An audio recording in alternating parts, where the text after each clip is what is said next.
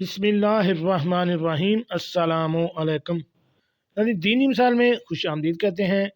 आज की मेरी इस वीडियो का मौजू गुस्ल फ़र्ज होने के बाद औरत को औरत के सामने और मर्द मर्द के सामने नंगे बदन गुस्ल करना जायज़ है या नहीं।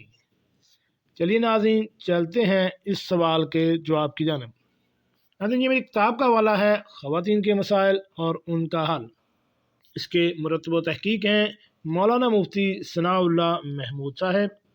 इसका सफ़ा नंबर है 251।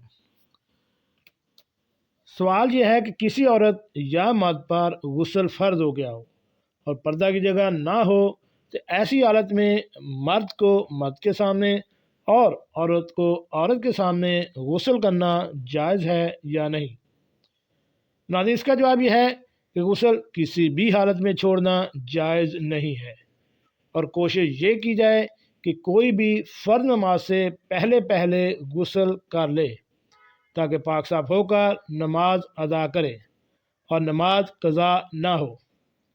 और जबकि ऐसी हालत में गुस्ल करना वाजिब है, चाहे पर्दा हो या पर्दे का इंतज़ाम या एहतमाम ना हो। हाँ, अलबत्ता अगर गैर मर्द हों तो उनके सामने औरत को ताख़ीर करना ज़रूरी है, जबकि मर्द फ़ौरन गुस्ल करके नमाज फ़र्ज़ अदा करे। जी नाज़रीन, कैसे लगी आज की मालूमाती वीडियो। नाज़रीन, ऐसी मालूमाती वीडियो हासिल करने के लिए मेरे इस चैनल को